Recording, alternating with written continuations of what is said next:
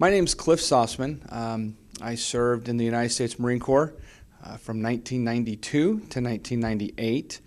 I served in the United States Marine Corps from 1972 until 1981. I'm a veteran of 20 years Army service.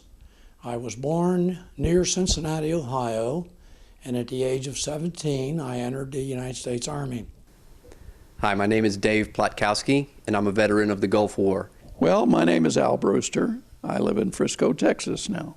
As a result of the 4 years at the University of New Mexico, I was commissioned a second lieutenant in the United States Marine Corps in 1952.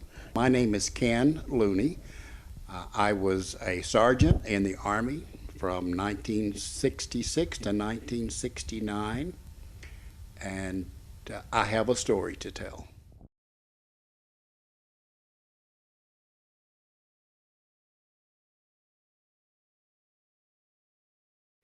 I joined the military service in 1988, where I enlisted as a desalination specialist. At the time, the military had just acquired new equipment for water purification to take seawater and remove the salt and impurities so that the soldiers could drink the water. I thought this was an interesting concept, and I'm a pioneer of learning new things, so I thought I'd give it a shot. I never really thought I'd go to a war, but I knew in the back of my mind there was always that possibility. While testing some water purification equipment in Virginia, we got a call to go to war. So we packed up everything and we headed off to Saudi Arabia. When we got to Saudi Arabia, we immediately prepared our equipment and we moved to the border of Kuwait off the Persian Gulf, where we started to desalinate the water for the 1st and 2nd Marine Division. While in war, at first it was pretty quiet, but then all of a sudden it really started getting exciting. Exciting not so much from the standpoint of being in a war, but things that we had to do that I never imagined we would have to do. While we were purifying the Persian Gulf water, we encountered several missile attacks, and those missile attacks came very, very close to us. It was really, really a scary time for me and my fellow soldiers. Once that settled down a little bit, we realized that we could have been killed in action doing this. And on top of that, we were concerned about the chemical and biological weapons that supposedly Saddam Hussein was producing at the time. Fortunately, we did not encounter that type of warfare, so we were very, very fortunate, and I was glad that nothing happened to any of my friends. However, one of the memories that I have that I'll remember the most and always keep a special place in my mind are those soldiers that were going to take our place.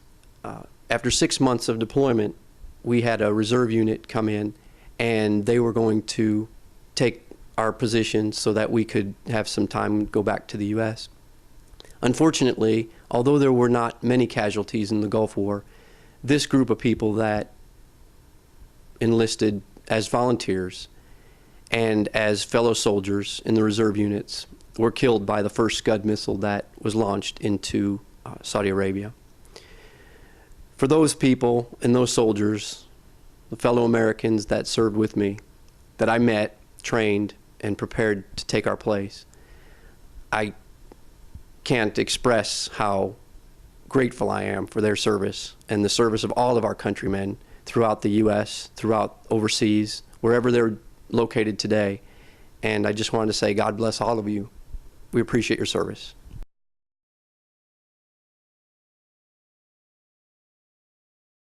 The war came to us in May 26, 1967, when we had flying units going up on familiarization flying for our peoples, since we had just got there, to Vietnam. Captain Kidd and Dodson, Lieutenant Dodson, were going to be the pilots. I was scheduled to be on that operation, but my commanding officer decided that I had something else to do, so I didn't go. Fortunately for me, that night Captain Kidd and Lieutenant Dodson and the crew of those helicopters, both of them, had for some unknown reason a mid-air collision, and all were lost that night. From that day forward, it was a different war, however. The war had got there, got our minds straight and everything else. And I was back in operations, and a friend of mine from the 3rd of the 5th Cavalry came by, and he said, I'm going to put you in A Troop, 3rd of the 5th Cav was First Sergeant. Great. He went back to the States. I never did see a promotion, though, but that's why I don't trust Sergeant Majors. But I went to A Troop, and I was in A Troop, and I hadn't been there very long, and the 30th of January hit. The 30th of January was the beginning of the Tet Offensive. That was the day that the VC blew up the Long Bin ammunition dump, and the Long Bin ammunition dump is bigger than the city of Frisco, so that you can know how big this was. This was one big, massive explosion. They got in there with what they call sappers and put charges on and blew up everything. But anyway, we were in charge of that, and we were at a place called Fire Support Base Apple, and we were there, and we got a call, said Benoit Air Base, which is a big air base near Saigon, is about to be overrun. So we want this armored cavalry unit to proceed down this highway to Benoit and reinforce them. So we saddled up, we started down a quarter of a mile outside of the fire support base, ambush number 1. Fought our way through that, took some casualties, lost some vehicles, kept right on going, ambush number 2. See, the VC were smart. They knew that just as soon as Benoit was under attack, that the Army would order that armored cavalry unit to respond to it, and they were waiting on us. Went through 4 ambushes, got to Benoit, reinforced the 101st Airborne, must have killed 200 VCs in there, and we lost about 15 men, and we had about 40 wounded. Like I say, it was a hell of a battle, but when it was all over with, we had just a few vehicles left and a bunch of ragtag men. As soon as it was over, we got to Da Nang and we unloaded there, and 1 platoon went to the 1st Air Cavalry, 1 platoon went to the Marines, 1 platoon went to the 101st Airborne. Now you can imagine what a mess that was, because I'm supposed to be taking care of all these people, and I don't even know where they're at. And to jump ahead many years, but part of my job as still an alumnus of the 35th Cav was to figure out where all these people were after the war was over. Took 5 years to do. But anyway, we lost 285 men in the time that I was there, and I have accounted for each and every one of those guys. I was getting down pretty close to where I was going to rotate. I think it was April. It was April. And a new first sergeant came in. And the first sergeant came in, I said, First Sergeant, 1 platoon's way out there with that unit, those way out there, those way out there. He said, well, how am I supposed to take care of them? I said, I'm going to show you where they're at, and that's it. So we got into a Jeep, went out, showed him where this one was, showed him where that one was, showed him where I was. It was about 30 or 40 miles. I mean, it wasn't just across the field. It was quite a ways. It was actually getting afternoon. We're coming back along the road, and we hit a mine and blew me out. And I was shrapnel, and had a sticker through my hand, and I had a severe concussion. My right eardrum was gone. I was bleeding from the right ear. And it took, I don't know, 4 or 5 hours getting medical there, because we were out in the middle of nowhere. And our radios were gone because the Jeep was blew up. Finally, we did get some medical there, and they took us in. I went to the 101st Airborne Hospital, where they checked me out, and they wanted to keep me. I said, nope, ain't keeping me. Going back to my unit. So I went back to my unit, and we've got everything straight, and the new first sergeant was there, and I said, okay, First Sergeant, this is my parting gesture. I'm getting on a helicopter. I'm going back to Saigon. I'm going to get ready to rotate.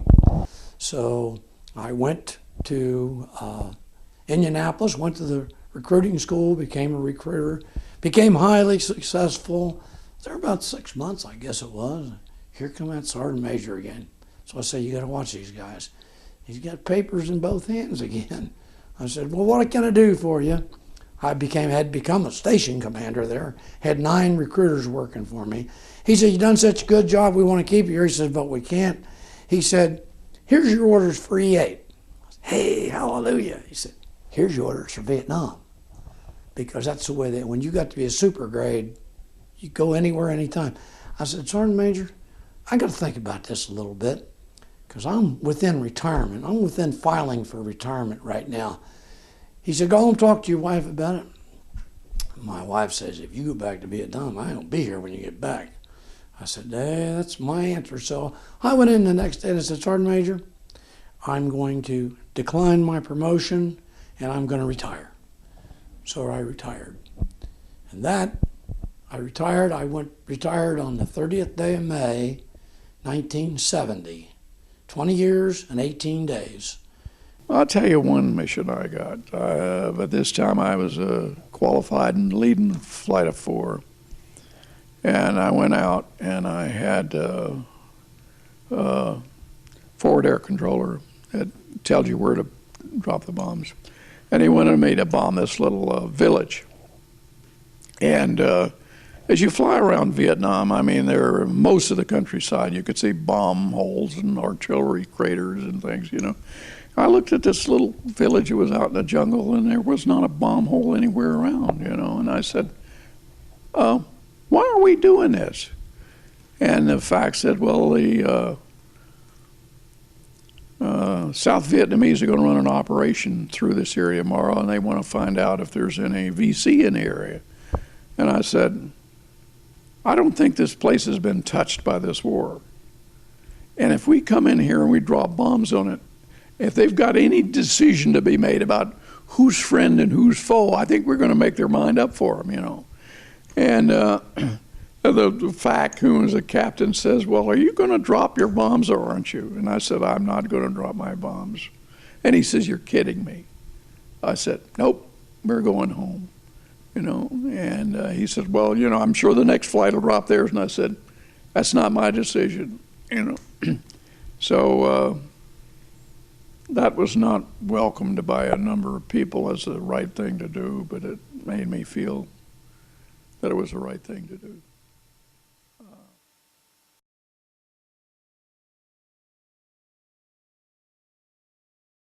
I think anybody that serves in the military and in a combat situation is changed forever. And a lot of things is difficult to forget. While I served, I had a lot of friends who went to Vietnam, and it became apparent to me very quickly that this country was fighting a battle that the citizens of this country did not agree with, and that most of the men and women who were going to Vietnam and coming home were not being appreciated for the jobs that they were doing, for the lives that they were giving, for the sacrifices they were making. Yes, I did believe in this country. I very quickly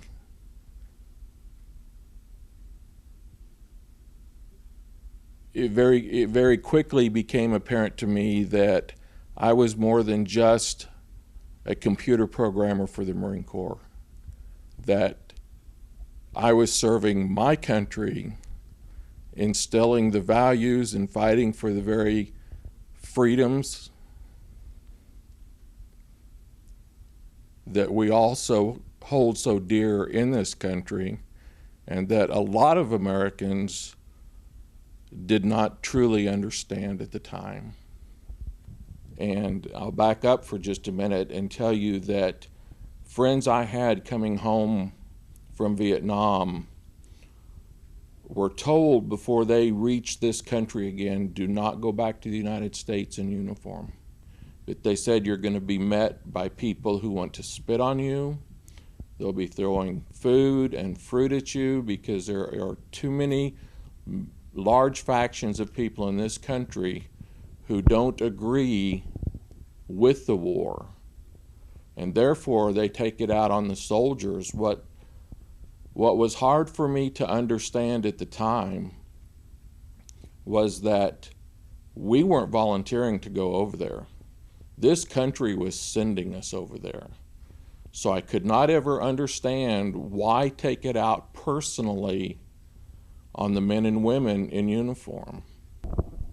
When a young man or woman joins the military, basically they are writing an open-ended check payable in an amount up to and including their life. I had an opportunity 3 years ago to ride in a motorcycle memorial, if you will. It's called Run for the Wall. It starts in Rancho Cucamonga, California, and it ends at the Vietnam Wall in Washington, D.C. All along the way, every day, there are stops at veterans hospitals, there are stops at schools to meet and teach young children about the United States military, about patriotism in this country, and about the sacrifices that were made many, many years ago by a lot of people. It's still very apparent today there are lots of men and women who struggle with the Vietnam War. That is one of the reasons that I'm involved in the American Legion, because I want to be able to help them. I want to be able to make a difference in this country to the men and women who sacrifice, who leave their homes, who leave their families, their mothers, their fathers, their wives, their children, to go fight for the freedoms that we enjoy and that a lot of people never think about. I just want to say thank you for letting me do this, because it's unusual that veterans get a chance to tell their story. And so this is very special. This concert is very special. And a history of me in the military goes back to 1969. I was drafted in the middle of the Vietnam War and was sent to Germany, even though we all wanted to go to Vietnam, believe it or not. And I was in Germany when the Russians invaded Czechoslovakia, so we were very close to a Third World War, and was very proud of my time in the service. I spent 3 years total in the military, when was discharged in July of 1969, came home, and the U.S. was a mess. There were riots, and Chicago was burning, and they had filtered that from us in the military. We didn't know what all was going on. We didn't know how the returning veterans were being treated. Literally, we were spit at, cussed, and called names, and we hid our uniforms. We were told when we were discharged at Fort Dix, probably don't want to wear your uniform. Didn't understand it till I got to Dallas, and got rid of it quickly and kept it buried in my duffel bag probably for 20 years, because we were kind of ashamed of being in the military for the way we were treated. And then along comes the Gulf War, and I made a commitment that these returning boys would not be treated like we were treated. So I've gone out of my way to welcome them home, shake their hands, hug them. And for those boys that were in Vietnam, I have a special treat, in that I have a drawer full of P-38s. And a Vietnam veteran who ate C rations knows what a P-38 is. So I welcome them home and give them a P-38. There is a special bond that we developed, and I'm sure all of the veterans that you've talked to talk about this bond. And it is a bond, unless you've been in the military, you really don't understand and can't grasp it. I've tried to talk to my wife about this bond for years, but could never find the words, could never describe what that bond was, until we saw a movie called Saving Private Ryan. And that is, without a doubt, the most moving movie I have ever seen. There is a scene where they're hunkered down in this town, and the Germans are coming with their tanks, and there are these, the scene is two guys, one with a machine gun, and another, all you see is his face looking straight ahead. And the man with the machine gun is chewing gum, just chewing away.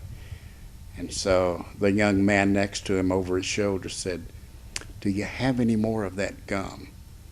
So he's chewing away, and he says, "Yes, I do." And he breaks off a piece of the gum and gives it to the fellow that asked for it. And the guy puts it in his mouth and starts chewing. At that point, I started crying.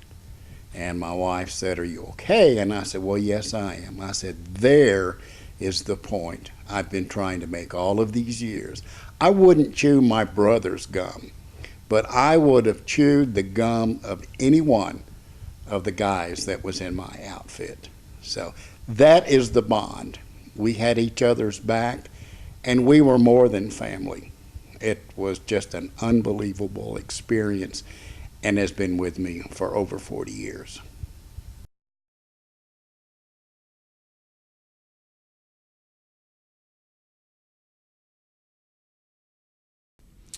At one point, we were given truckloads of supplies, food, things like canned beans, rice, flour, to hand out to the local population as they were in poverty. So we lined up these trucks with all these supplies on it, and we were bagging them and handing them to them. And what was funny to me is a group of kids came through. There was a young man, he was probably 9 or 10 years old, and he was wearing a Chicago Bulls t-shirt. And this was in 1994. So the Bulls were very big back then. And I being from Chicago, or the Illinois area, being a Bulls fan, I said to one of my friends, "Look, he's wearing a Bulls jersey." And the kid looked at me and goes, "Yeah, man, Michael Jordan is the bomb." And I was like, okay, that's interesting. But I did have the opportunity there was a little boy, probably about 4 years old, who had one of these 20-pound bags of rice and food that he was trying to carry, and he didn't have any family. But he had got his sack of food, and I ended up helping him back over to some grandparents, and it was just, he grabbed my hand, and it was a very touching moment. So being able to help people that are less fortunate, that was really my first opportunity to do that. After my time in Haiti was complete, and I went back to Camp Lejeune, which is where I was based, I had the opportunity it was about coming time for me to go to Okinawa for a one-year stint, and I really didn't have any desire to go to Okinawa. I did want to travel the world, but not from one central location. So I noticed the recruiters for the Marine Security Guard Battalion were coming to the base. So I went and applied for Marine Security Guard Battalion, and I passed, or I was accepted. My first post was Bangkok, Thailand.